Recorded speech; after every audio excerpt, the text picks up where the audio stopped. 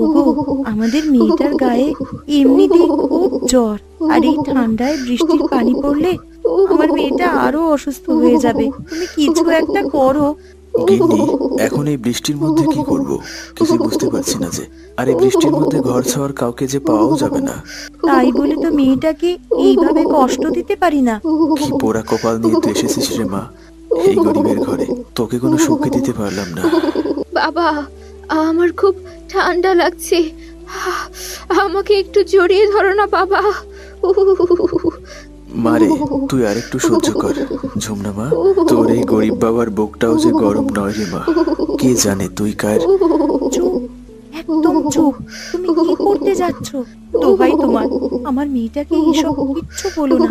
ও শুধু আমার মেয়ে, আর কারণ নয়। কি হয়েছে মা? বাবাকে বকছো কেন? না যমুনা মা, কিচ্ছু হয়নি।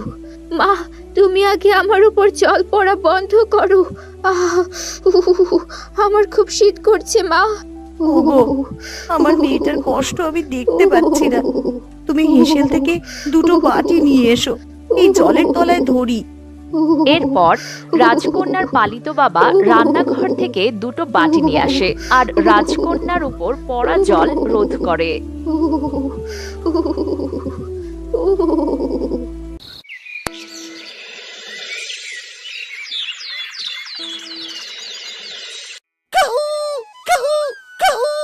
কি হয়েছে দুঃখু? এভাবে চিৎকার করছিস কেন? দাইমা, আমার খুব ক্ষুধা লেগেছে, আমাকে কিছু খেতে দাও না। আমি তোকে এত করে বলি, তুই আমার কাছ থেকে চলে যা। আমি তোর খাবার জোগাতে পারি না, কিন্তু তুই আমার কাছ থেকে যেতেই চাস না। দাইমা, তুমি আমাকে বারবার কেন চলে যেতে বলো বলো তো? আমি তোমাকে ছেড়ে কোথাও যাব না দাইমা। এতদিন তুমি আমাকে আর রাজকুমারকে নিজের সন্তানের মতো বড় করেছো, আর এখন চলে যেতে বলছো দাইমা? আমি কি করব দুঃখু, বল আমাকে। রাজকুমার যাওয়ার পর থেকে তোকে একদিনও পেট ভরে খেতে দিতে পারিনি। সমস্যা নেই দাইমা, তুমি আমাকে খেতে না দিতে পারলেও আমি তোমাকে ছেড়ে কোথাও যাব না। এখন আমি যাই দাইমা, দেখি কারো এঁটো বাসি খাবার পাই কিনা। এই বলে দুঃখু ক্ষুধার জ্বালায় অন্যের এঁটো বাসি খাবারের সন্ধানে চলে যায়। আর এদিকে রাজকন্যা রুমনা ও তার গাই মাসি গুহায় শুয়ে আরাম করছিল। তখন একটি শিয়াল রাস্তা দিয়ে যাওয়ার সময় থমকে দাঁড়ায়। আরে, এখানে তো মানুষ আর গরুর গন্ধ একসঙ্গে পাচ্ছি, কিন্তু কাউকে তো দেখতে পাচ্ছি না। আমার মনে হয় এই গুহাতে ওরা লুকিয়ে আছে। যাই তো, গিয়ে দেখি। এরপর শিয়াল গন্ধ শুকতে শুকতে গুহার ভিতরে চলে আসে আর এসে বলে, আমার নাক কখনো ভুল বলে না। এরা এই গুহায় বসে আরাম শুরু করেছে, আর এইদিকে আমি খিদের জ্বালায় মরছি। কিন্তু আমার তো সেই ক্ষমতাও নেই যে এদেরকে শিকার করব। কি করা যায়? পেয়েছি, এক্ষুনি সিংহমশাইকে খবর দিয়ে আসি। এদের শিকার করবে আর আমি ফাঁক তোলে এদেরকে মজা করে খাবো। এই বলে শিয়াল নিজে শিকার করতে না পেরে সিংহের কাছে যায় সাহায্য চাইতে। এদিকে সিংহ মশাই নিজের গুহায় নাক ডেকে ঘুমাচ্ছে। সিংহমশাই, সিংহমশাই, বলছিলাম উঠুন। কে কে রে? আমি সিংহমশাই, আপনার ভাগ্নে। ভাগ্নে? শিয়াল তুই? তোর কি জানের ভয় নেই নাকি? মানে আমি আপনার ভালোর জন্যই হাতে জান নিয়ে আপনার কাছে এসেছি। মানে? মানে আপনার দুয়ারে দুটো শিকার এসে হাজির, আর এদিকে আপনি পড়ে পড়ে ঘুমোচ্ছেন। আমি তোর কথা বিশ্বাস করি না শিয়াল, তুই ভীষণ চালাক। এর আগে তুই আমার অনেক শিকার চুরি করে খেয়েছিস। ছি ছি ছি সিংহমশাই, আমি চালাক হতে পারি, কিন্তু চোর নই। ঠিক আছে ঠিক আছে, এত ন্যাকামো করতে হবে না। কি বলতে এসেছিস সেটা বল। এরপর শিয়াল সব ঘটনা খুলে বলে। শিয়ালের মুখে সব শুনে সিংহমশাই তো বেজায় খুশি হয়ে যায়। আরে বাহ, এ তো মেঘ না চাইতেই বৃষ্টি রে। চল চল, আর একটুও দেরি করা যাবে না। এই বলে সিংহমশাই শিয়াল দুজন মিলে রাজকন্যা ও রাজকন্যার মাসি গাইকে শিকার করতে চলে যায়।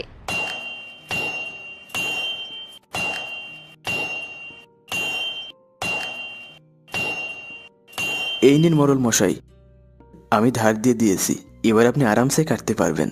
হ্যাঁ রহিম, তুমি তো আমাদের গ্রামের শ্রেষ্ঠ কামার, আর অন্যদের দেওয়া ধারে তো চোরের নাকও কাটে না। এ নাও তোমার টাকা। আজ কটা টাকা উপার্জন হয়েছে, এই দিয়েই চাল ডাল আর আমার মেয়ের ওষুধ হয়ে যাবে। এই বলে রহিম বাজার থেকে কিছু চাল ডাল আর রাজকন্যা ঝুমনার জন্য ওষুধ কিনে নিয়ে আসে।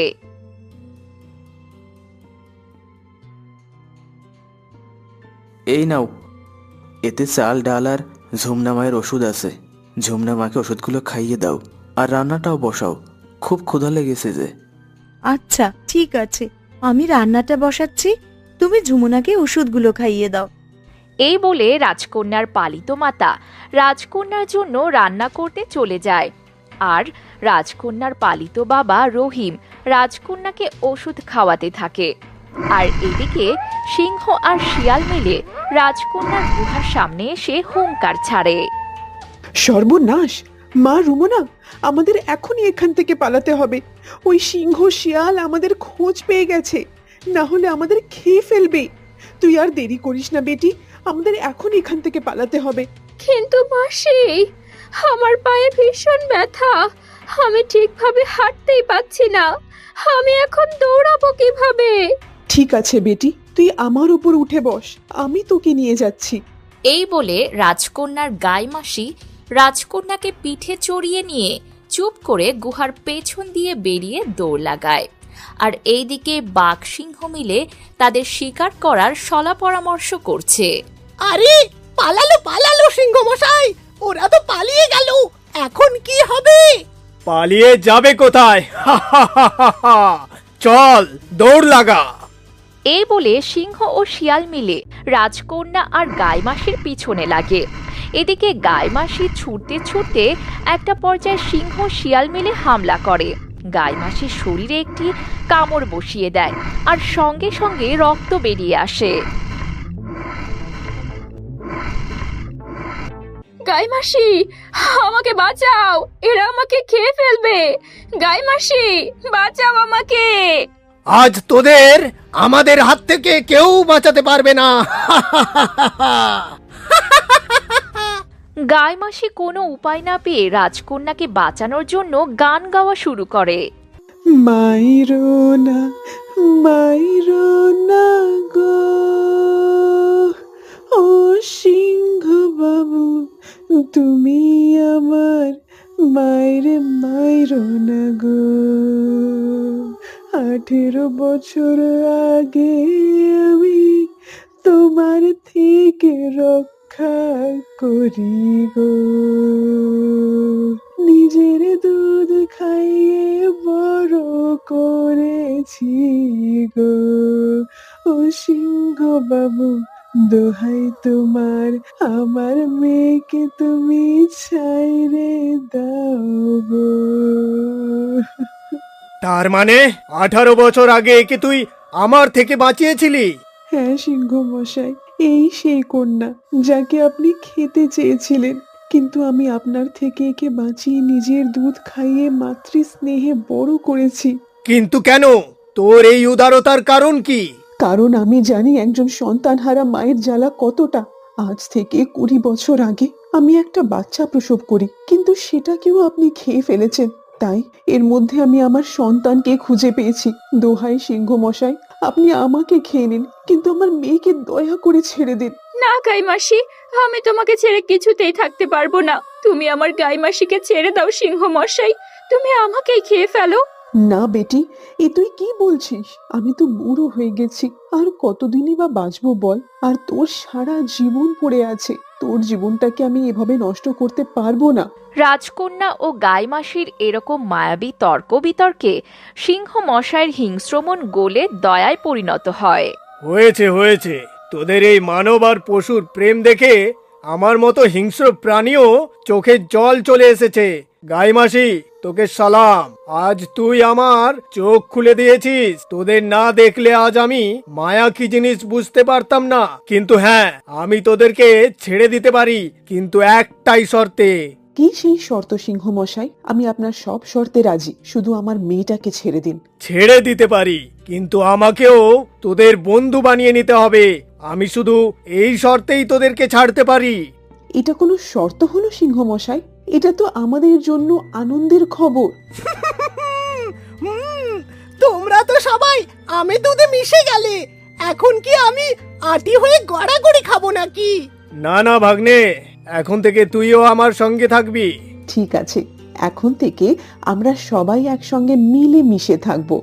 এই বলে গাইমাসি তার মায়া মমতার জোরে সবাইকে তার গুহায় নিয়ে আসে। আর গাইমাসি রাজকন্যার সঙ্গে সিংহ মশাইকে দেখে ভোলি কুকুর ভীষণ ভয় পেয়ে যায়। সিংহ, আমি কি দেখছি গাইমাসি? হ্যাঁ ভোলি, ভয় পাস না, তুই ঠিকই দেখেছিস। আজ থেকে এই শিয়াল পণ্ডিত আর সিংহ মশাই আমাদের বন্ধু। ওরা এখন থেকে আমাদের সঙ্গেই থাকবে। না না না গাইমাসি, এদের মতো হিংস্র প্রাণী তোমার কখনোই বন্ধু হতে পারে না। তুমি এদের বিশ্বাস করো না গাইমাসি। না রে বলি, আমি সত্যিই তোদের বন্ধু হতে চাই। তুই আমাদেরকে বিশ্বাস করতে পারিস। হ্যাঁ ভোলি, তুই কোনো চিন্তা করিস না, আমরা এখন থেকে সবাই একসঙ্গে মিলে মিশে থাকবো। এই বলে গাইমাসি ভোলিকে চুপ করিয়ে রাখে। কিন্তু ভোলি কিছুতেই সিংহ মশাই ও শিয়াল পণ্ডিতকে মন থেকে মেনে নিতে পারে না। এইদিকে রাজকন্যা ঝুমনার পালিত বাবা আনমনা হয়ে লোহা কোটাতে কোটাতে গায়ে আগুন ধরে যায়। ঝুমনার বাবা চিৎকার করতে থাকে। চিৎকার শুনে অনেক লোকজন এসে জড়ো হয়।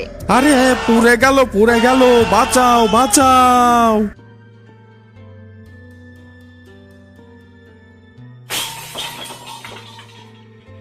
আচ্ছা মাসি, তোমার কি হয়েছে বলো তো? তোমাকে এমন আনমনা লাগছে কেন? ওহো মা, সাবধানে আসবে তো। যে কটা খাবার ছিল সেগুলো তো পড়ে গেল। এখন আমি তোকে কি খেতে দেবো? আমার খিদে পায়নি মা, তুমি চিন্তা করো না। আর বাবা কিছুক্ষণের মধ্যেই আমার জন্য খাবার নিয়ে আসবে। আর সুখু, এই পড়া খাবারগুলো তুই খেয়ে নে, তুইও তো সকাল থেকে কিচ্ছু খাসনি। ঠিক আছে ঝুমনা দিদি, আমি এক্ষুনি খেয়ে নিচ্ছি। ঝোলনার মা, ও ঝোলনার মা, তাড়াতাড়ি বাইরে বেরিয়ে আসুন, আপনার যে সর্বনাশ হয়ে গেল গো।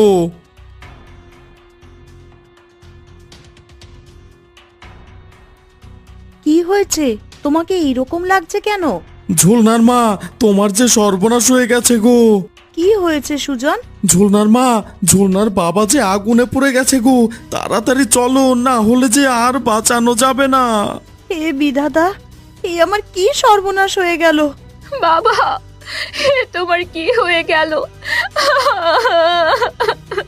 মালিক, এ তোমার কি হয়ে গেল? কাঁদিস না মা, কাঁদিস না। আমাদের পোড়া কপালে যা আছে তাই হবে। এই বলে সেখান থেকে তারা সবাই চলে যায়। আর গিয়ে দেখে রাজকন্যার বাবা পুড়ে ঝলসে গেছে, আর তার শরীর দিয়ে পোড়া গন্ধ আর ধোঁয়া উঠছে। ওগো, এ তোমার কি হয়ে গেল গো? বাবা, বাবা, তোমার কি হয়ে গেল বাবা? মালিক, এ তোমার কি হয়ে গেল মালিক? ও তোমরা আর কেঁদো না, আমি আর বাঁচবো না। না বাবা, তোমার কিচ্ছু হবে না। না মা, আমাকে আর সান্ত্বনা দিস না। আমার যাওয়ার সময় হয়ে গেছে, আমাকে ক্ষমা করে দে মা। আমি তোর কোনো শখ আহ্লাদ পূরণ করতে পারলাম না। ওগো, তুমি এমন করে বলো না, তোমার কিচ্ছু হবে না। না নিশা, আমাকে আজ বলতে দাও। নিশা, তুমি আমার মেয়েকে ভালো করে দেখে রেখো, আরো যত্ন নিও। আর পারলে আমাকে ক্ষমা করে দিও। আর সুকু সোনা, জি মালিক। তুই আমার মেয়েকে আর বউকে দেখিস বাবু। তোমরা সবাই ভালো থেকো। আলবিদা।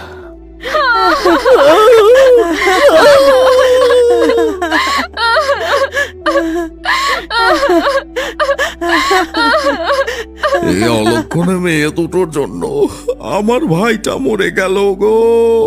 এ আপনি কি বলছেন দাদা? ঠিকই বলেছো, তোমাদের এই কুড়িয়ে পাওয়া মেয়েটার জন্য আজ তোমাদের এই অবস্থা। হ্যাঁ, তুমি ঠিকই বলেছ। দোহাই ভাবি, দোহাই দাদা, এতদিন এই সত্যিটা আমার মেয়ের কাছ থেকে লুকিয়ে রেখেছি। আজকে দয়া করে ওকে কিছু বলেন না। এখন যদি তোমার করে পাওয়া মেয়েকে সব না বলি, তাহলে আমাদের সম্পদে ভাগ বসাবে। তোমরা এতদিন কি লুকিয়ে রেখেছো আমার থেকে মা? কিছু না মা, কিচ্ছু না। আমি বলছি তোকে, শোন ঝুমনা, তোকে 18 বছর আগে কোথা থেকে কুড়িয়ে নিয়ে এসেছিল তোদের এই বন্ধা মা। তোর মা বাবা কোথায় কেউ জানে না। আর শোনো নিশা, তোমাদের কোনো উত্তরসূরি না থাকার কারণে তোমাদের সমস্ত বিষয় সম্পত্তি এখন আমাদের। তাই তোমার এই মৃত স্বামীকে দাফন কোথায় করবে সেটা তুমি খুঁজে নাও। এই বলে মৃত রহিমের ভাই ও ভাইয়ের বউ সেখান থেকে চলে যায়। আর নিশা ও ঝুমনা মৃত রহিমের দাফন কাফন করার জায়গা না পেয়ে তাকে ভেলায় করে ভাসিয়ে দেয়।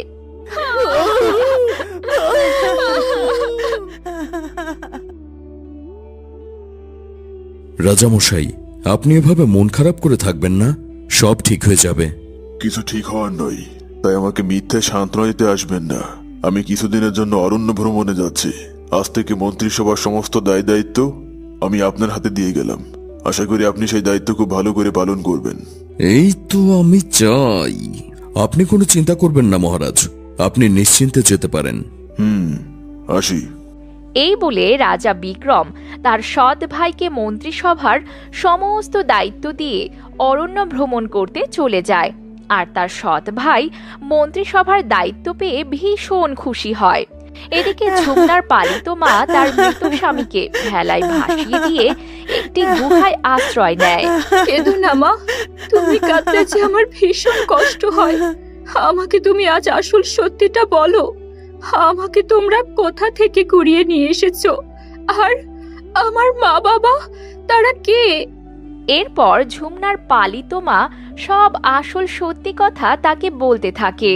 হ্যাঁ মা, আমি আর তোর বাবা আজ থেকে 18 বছর আগে তোকে একটা বট গাছের নিচে পড়ে থাকতে দেখি। আর সেই বট গাছের নিচে একটা সাপ তোকে পাহারা দিচ্ছিল। তখন আমরা এই গহীন জঙ্গলের মধ্যে কে কাঁদছে? হ্যাঁ তাই তো, চলো তো গিয়ে দেখি।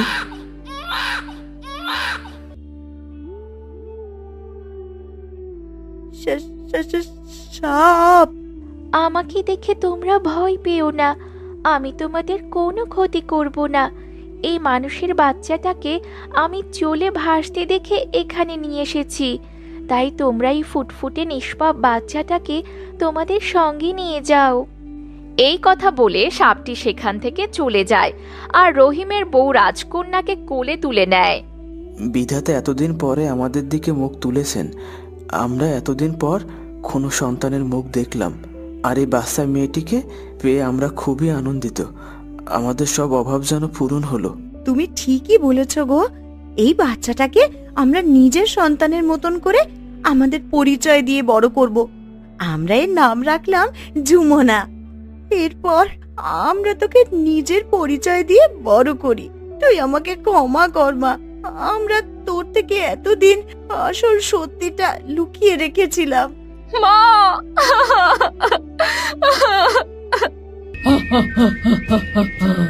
তোরা মরার জন্য আমার এই গুহায় ঢুকেছিস। ঝুমনার মা কি পারবে এই দানব রাক্ষসীটার হাত থেকে ঝুমনাকে আর নিজেকে রক্ষা করতে? দেখতে হলে আমাদের চ্যানেলটিকে এখনই সাবস্ক্রাইব করে পাশে রাখা বেল আইকনটি ক্লিক করুন।